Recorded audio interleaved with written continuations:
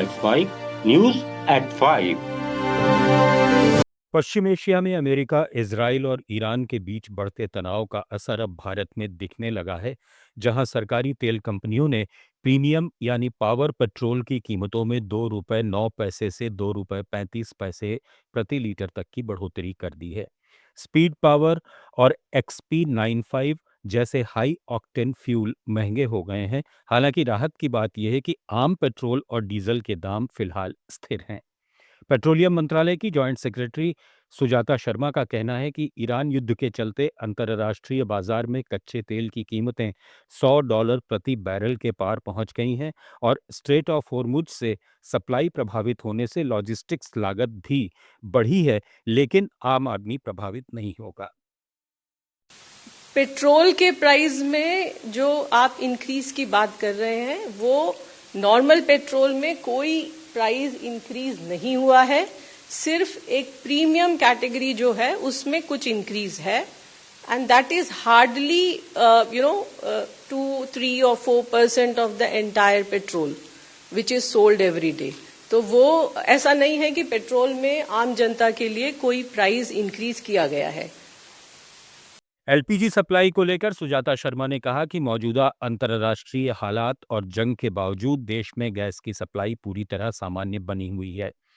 करीब 7,500 उपभोक्ता एलपीजी से पीएनजी पर शिफ्ट हो चुके हैं, जिससे दबाव कम हुआ है। सबसे बड़ी बात, देश भर में कहीं भी गैस खत्म होने यानी ड्राई आउट की कोई खबर नहीं है। पैनिक बुकिंग में भी अब कमी आई है। हालांकि एक दिन में करीब 55 लाख रिफिल रिक्वेस्ट दर्ज की गई। एलपीजी सिलेंडर की डिलीवरी नॉर्मल है। कमर्शियल एलपीजी में लगभग 18 स्टेट्स और यूनियन टेरिटरीज ने एलोकेशन ऑर्डर इशू किए हैं और पिछले एक हफ्ते में लगभग 11,300 टन कमर्शियल एलपीजी कंज्यूमर्स को दी गई है और सभी स्टेट्स के पास सप्लाईज उपलब्ध है। इसके अलावा एजुकेशनल इंस्टीट्यूशंस और हॉस्पिटल्स को इस एलोकेशन का लगभग 50% मिला है।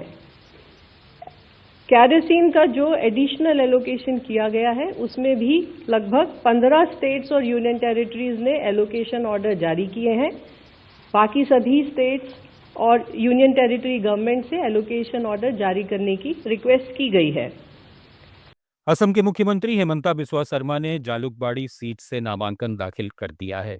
खास बात यह है कि शर्मा इस सीट से छठी बार चुनाव लड़ रहे हैं। नामांकन से पहले उन्होंने रोड शो किया, जिसमें उनकी पत्नी रिनिकी भुइयां शर्मा और बेटे नंदिल भी साथ नजर आए। उधर बीजेपी ने असम चुनाव के लिए 88 उम्मीदवारों की लिस्ट जारी की है। पार्टी ने कांग्रेस से आए कुछ नेताओं को भी टिकट दिया है, जिससे सियासी समीकरण दिलचस्प हो गए हैं। हेमंता बिस्वा शर्मा ने कहा कि अगर कांग्रेस पार्टी ने मुझे एक संस्था की तरह जगह दी है तो मुझे खुश होना चाहिए। मैं गौरव गोगोई का दिल से शुक्रिया अदा करता हूं। That's good. I mean, if Congress Party elevated me to a institution, then I should feel happy. I offer my deep thanks to deep gratitude to him that instead of fighting with a party, he said he is fighting with an individual. That means today I have become an institution. I am not so, but anyway, if you get a compliment, you should thanks. अब रुख करते हैं पश्चिम बंगाल का, जहां चुनाव से पहले प्रशासनिक फेरबदल को लेकर विवाद खड़ा हो गया है। आईएएस आईपीएस अधिकारियों के ट्रांसफर के खिलाफ टीएमसी सांसद ने कलकत्ता हाईकोर्ट का दरवाजा खटखटाया है।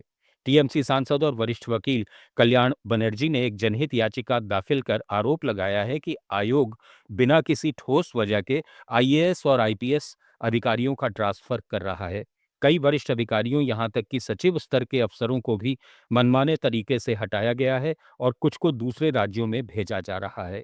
बनर्जी ने चुनाव आयोग पर दुर्भाग्यपूर्ण रवैया अपनाने का आरोप लगाया है।